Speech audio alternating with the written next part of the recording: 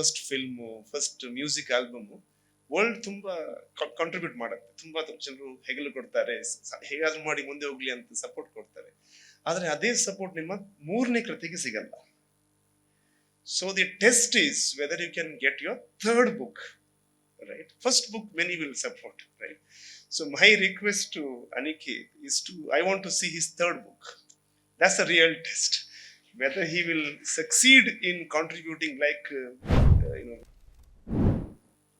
ಸಭೆಯ ಅಧ್ಯಕ್ಷತೆ ವಹಿಸಿದ ಜಸ್ಟಿಸ್ ಎಚ್ ನಾಗಮೋಹನ್ ದಾಸ್ ಅವರೇ, ನಮ್ಮೂರಿನ ವೀರಪ್ಪ ಮೊಯ್ಲಿ ಅವರೇ, ಕ್ರೈಸ್ಟ್ ಯೂನಿವರ್ಸಿಟಿ ಅಲುಮ್ನೈ, ಹಳೆ ವಿದ್ಯಾರ್ಥಿ ಸ್ವಲ್ಪ ಸರಿಯಾಗಲ್ಲ, ಅಲುಮ್ನೈ ಸಂಜನಾ ಮತ್ತೆ ಅಂಕಿತ್ ಅವ್ರೆ, ಇತರ ಧೀಮಂತ ಜಸ್ಟಿಸ್ ಅವ್ರೆ, ಈ ದಿನ ಇಲ್ಲಿ ಇರೋದು ನನಗೆ ತುಂಬಾ ಸಂತೋಷ. ಏಕೆಂದ್ರೆ ಒಂದು ಯೂನಿವರ್ಸಿಟಿ ವಿದ್ಯಾರ್ಥಿಗಳನ್ನು ಬೆಳೆಸುವುದು, ಅವರು ಸಮಾಜದಲ್ಲಿ ಏನಾದ್ರೂ ಬದಲಾವಣೆ ತರಲಿ, ಸಂಜೆಯನ್ನು ಮುಂದುವರಿಸಲಿ, ಅದು ಮುಖ್ಯ ಉದ್ದೇಶ.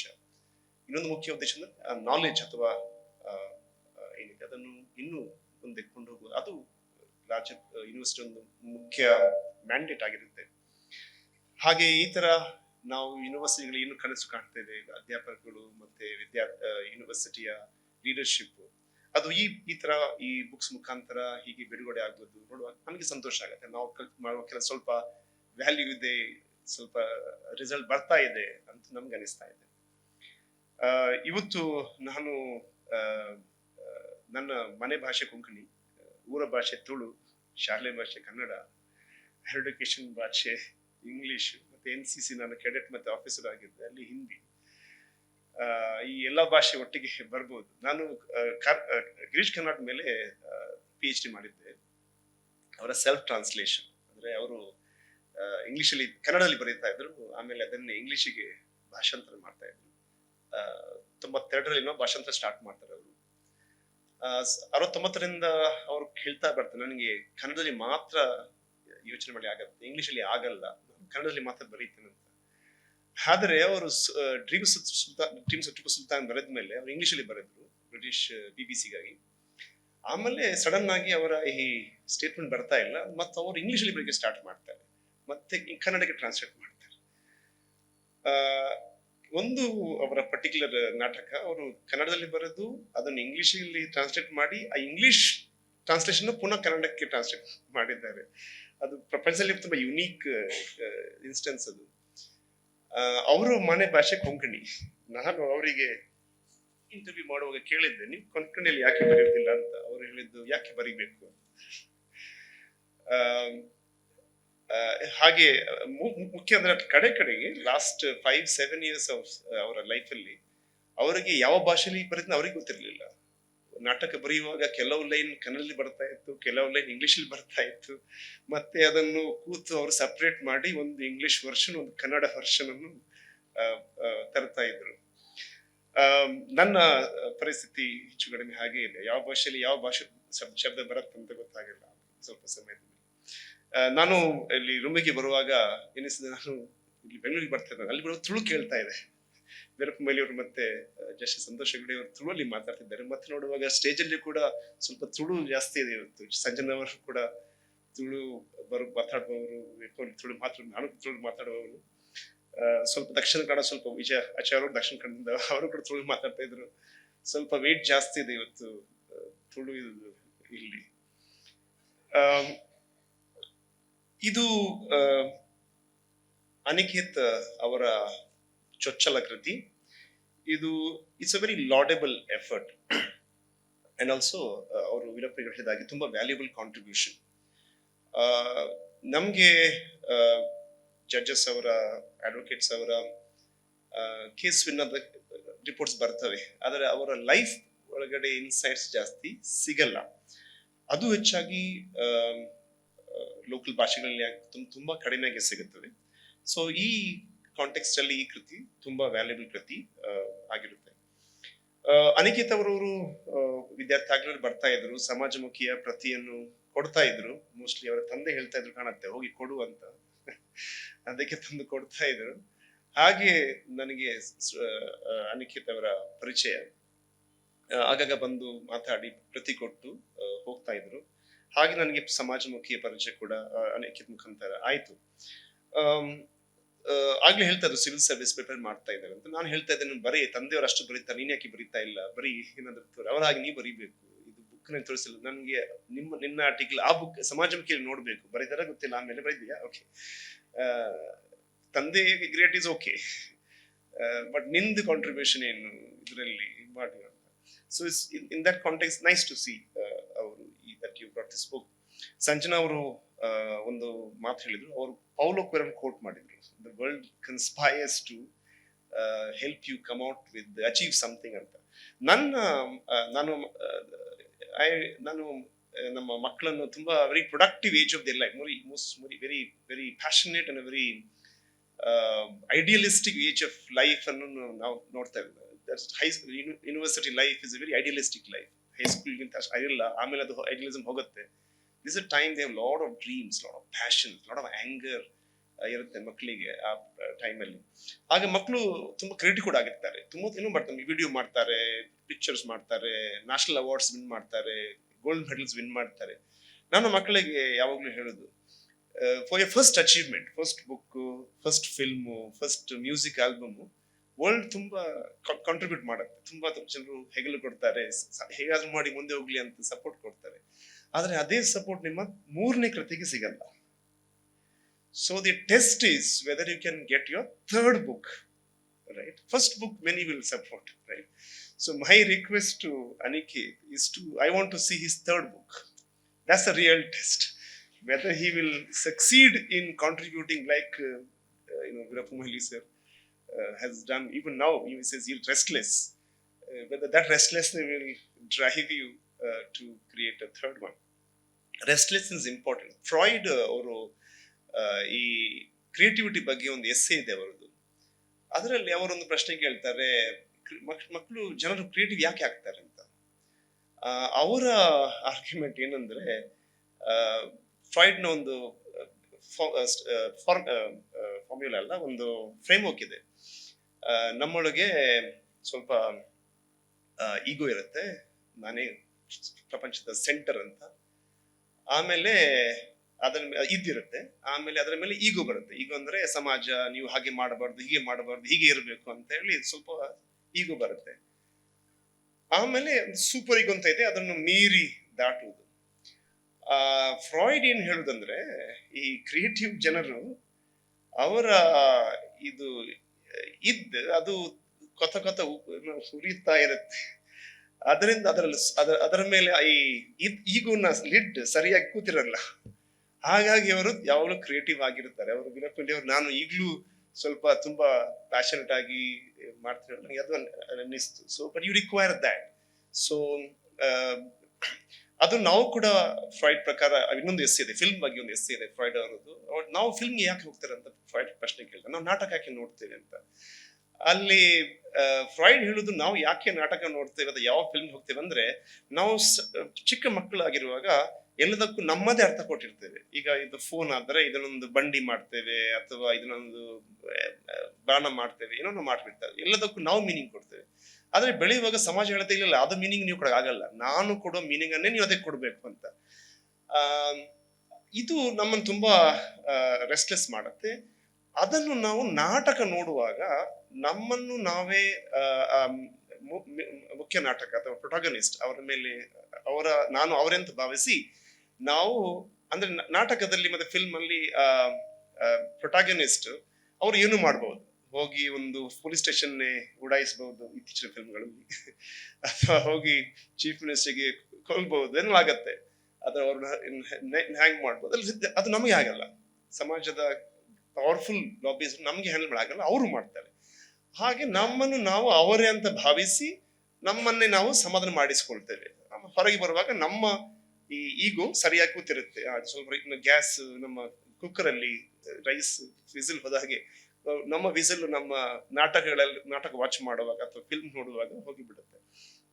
So you need that bit of lid not setting well on you to really contribute some meaningful works.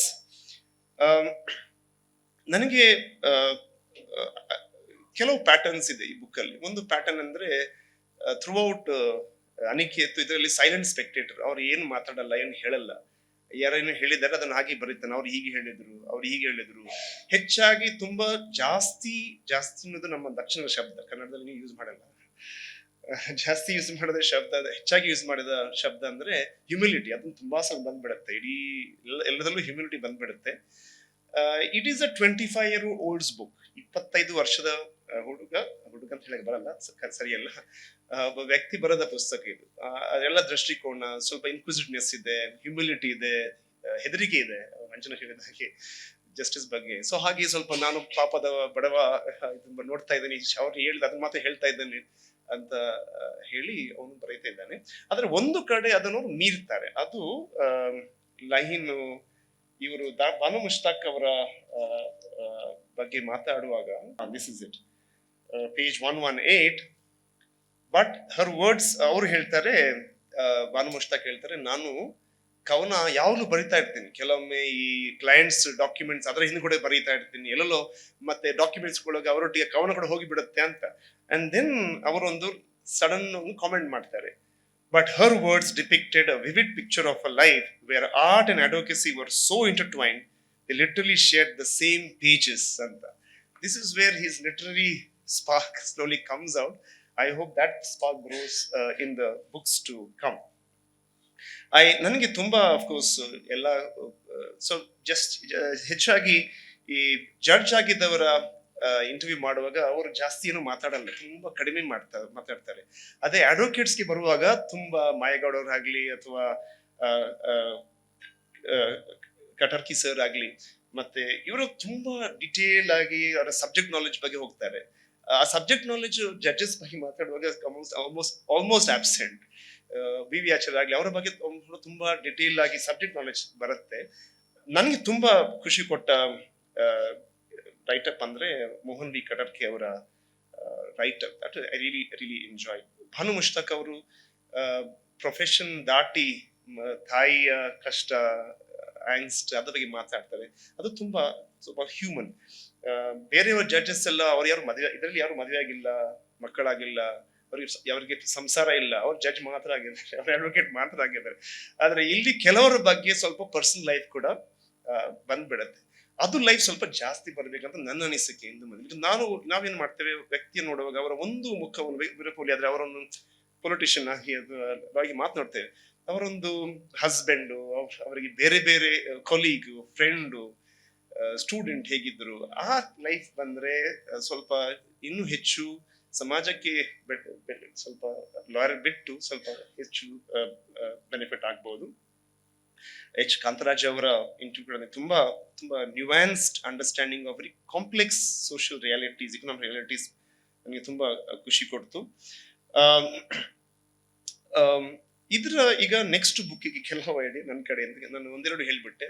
There is a personal life, not just the professional life of the judges and the advocates. If that could be broad, I think will be more, ಇನ್ನೂ ತುಂಬಾ humane ಮತ್ತೆ more useful work ಆಗ್ಬಹುದು. ಹಾಗೆ ತುಂಬಾ ಅನ್ಫಿನಿಶ್ story ಇದೆ. ನನಗೆ V ಆಚಾರ್ಯ ಅವರ national law school ಅವ್ರು ಹೇಗೆ ಸೇವ್ ಮಾಡಿದ್ರು, that's a big story yet to be told. Similarly ಇವತ್ತು ವೀರಪ್ಪ ಮೊಯ್ಲಿ ಅವರು ತುಂಬಾ ಕತೆ ಹೇಳಿದ್ರು, ಅದರ so many story yet to be told. ಮತ್ತೆ ದರ್ ಇಸ್ ಭಾನು ಮುಷ್ತಾಕ್ ಅವರು, ನಾನು ಅದು ಲಂಚ ತೆಗೆದುಕೊಳ್ಳಿಲ್ಲ, ಬಟ್ ನನಗೆ ಸ್ಟೋರಿ ಅಂದ್ರೆ ಅದು ಏನಾಯ್ತು ಅವರಿಗೆ, ಆಮೇಲೆ ನೀವು ಲಂಚ ತೆಗೆದುಕೊಳ್ಳಿಲ್ಲ ಆದ್ರೆ ಅವರಿಗೆ ಪ್ರಾಪರ್ಟಿ ಅವರ ಕೈಲಿ ಉಳಿತಾ, ಅದು ಹೋಯ್ತಾ, ಅದು incomplete story. I am more interested in that story, than that she didn't take, right? Maybe it is not a big amount to be taken. So, but ಇದು ನನಗೆ ಮತ್ತೊಂದು, maybe at least every 5 years you should cover more luminaries. Maybe one could be, ಅಂದ್ರೆ ಸಂಜನಾ ಅವರು ಮಾತಾಡಿದ್ರು, ಮಾಯಗೌಡ ಅವರು ಕೂಡ ಹೇಳಿದರು, ನನಗೆ ಎಂಜಿನಿಯರ್ ಆದ್ರಿಂದ ನನಗೆ I am a better advocate in certain aspects. ನನಗೆ ಅದು ಲಾ ಸ್ಕೂಲ್ ಟೀಚರ್ಸ್ ನೋಡೋಣ, ಟೀಚರ್ ತುಂಬಾ ಬ್ಯಾಕ್ಗ್ರೌಂಡ್ಸ್ ಬರ್ತಾರೆ, ಹೆಚ್ಚಾಗಿ BA ಮಾಡಿ ಲಾ ಸ್ಟಡಿ ಮಾಡಿ ಟೀಚರ್ ಆಗ್ತಾರೆ. ಮತ್ತೆ ಕೆಲವರು ಸೈನ್ಸ್ ಮಾಡಿ ಲಾಗೆ ಬರ್ತಾರೆ, ಮತ್ತೆ ಕೆಲವರು ಎಂಜಿನಿಯರಿಂಗ್ ಮಾಡಿ ಲಾಗೆ ಬರ್ತಾರೆ. ನನಗೆ ಯಾವಾಗ್ಲೂ ಎಂಜಿನಿಯರಿಂಗ್ ಮಾಡಿ ಲಾ ಮಾಡಿದವರು ವಿಚಾರ ತುಂಬಾ ಲಾಜಿಕಲ್ ಕಾಣುತ್ತೆ. ಅದೇ BA ಬಂದವರು ತುಂಬಾ ಐಡಿಯಾಸ್ಲಿ ಜಾಸ್ತಿ, ಅವ್ರಿಗೆ ಪ್ರೋಸೆಸ್ ಬಗ್ಗೆ ಜಾಸ್ತಿ ತಲೆ ಜಾಸ್ತಿ ಉಪಯೋಗ ಮಾಡಲ್ಲ. ಸೊ ನನಗೆ ಯಾವಾಗ ಅನಿಸುದು, it's important that you shift your lines. You study BSc and then you do law, you do engineering and then you do law. ಆಗ ಲೀಗಲ್ ಪ್ರೊಫೆಷನ್ಗೆ ತುಂಬಾ ಇನ್ನೂ ಜಾಸ್ತಿ ಡೈವರ್ಸಿಟಿ ಮತ್ತೆ ಸ್ಟ್ರೆಂತ್ ಬರುತ್ತೆ. ಸೊ ಅದೇ ರೀತಿ ಹಲವಾರು ಜನ ಅಡ್ವೊಕೇಟ್ ಆಗಿದ್ರು, ಆಮೇಲೆ ಪೊಲಿಟಿಷಿಯನ್ಸ್ ಆದ್ರು, ಮಿನಿಸ್ಟರ್ ಆದ್ರು. They will have a very different life experience to share how this previous experience. Veerappa Moily ಅವರು ಒಂದು ವೇಳೆ ಲಾ ಮಾಡಿಲ್ಲದಿದ್ರೆ, advocate ಆಗಲಿದ್ದರೆ, I do not think he would have been able to do what he has done. I don't say it's possible. So ಅಂತ ಸ್ಟೋರಿಗಳ ಮೇಲೆ ಕೂಡ ಒಂದು separate ಆಗಿ book ಬಂದ್ರೆ, I think that will be great contribution to all of us. And last one, ಈಗ ಇದು YouTube experts ಗಳ ಯುಗ. ಎಲ್ಲ ಕಡೆ ಫೈನಾನ್ಸ್ ಬಗ್ಗೆ ಅಥವಾ ಲಾ ಬಗ್ಗೆ. ಆದ್ರೆ ಈ ನಮಗೊಂದು ಯೂಟ್ಯೂಬ್ ಬೇಕು. ಇನ್ನೊಂದು, ಆ ಯೂಟ್ಯೂಬ್ ಅಲ್ಲಿ ಎಲ್ಲ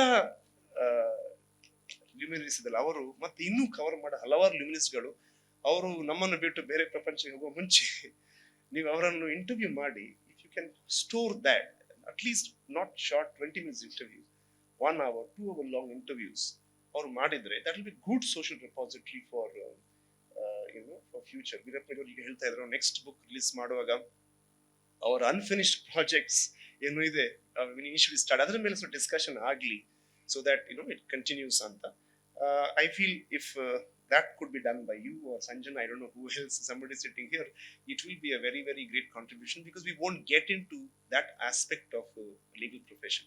Legal profession ಒಂದು ಗುಡ್ ಅಡ್ವಾಂಟೇಜ್ ಏನಂದ್ರೆ, ಯಾವುದೇ ಸಬ್ಜೆಕ್ಟ್ ಬೆಳಿಬೇಕಾದ್ರೆ ಬ್ರೈಟ್ ಸ್ಟೂಡೆಂಟ್ ಸ್ಟಡಿ ಮಾಡಬೇಕು ಅದನ್ನು.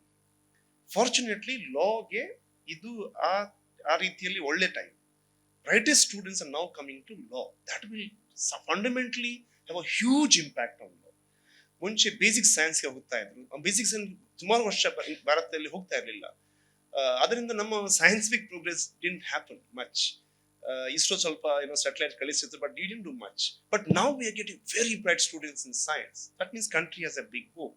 And so it's a very good time where very, very bright, very passionate young people are coming to law. And I do hope that it will change the profession. It's also it's a great joy. It's great that our Christ University vision is excellence in service. Our students should excel, serve society. People like you exemplify that. I'm very happy to note that. I must also make a special mention ಮಾಡಬೇಕಂದ್ರೆ ಚಂದ್ರಕಾಂತ ವಡ್ಡು ಅವರದು. I don't think Aniket would have been here sitting writing this book, although he has never mentioned that my father is my inspiration to write this book. I have a strong feeling he is the unacknowledged, unseen hand behind the entire book. He said his inspiration is Judge that he went to see, but I think it is if he gave me his books in his student days, Samajamukhi, it is because I think his father's motivation. I have a small feeling somewhere in the dining table your father must have said, write a book like this, except they're not acknowledging it. Maybe he doesn't want to acknowledge, I do not. And he's a publisher, he can remove any lines that you write.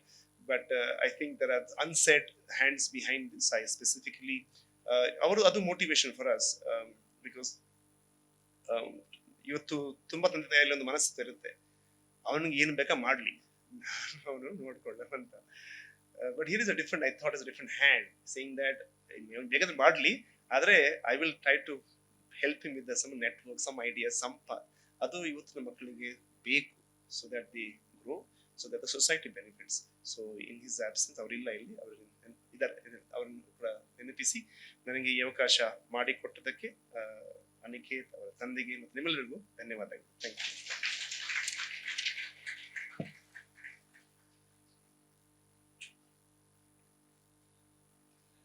Thank you, sir.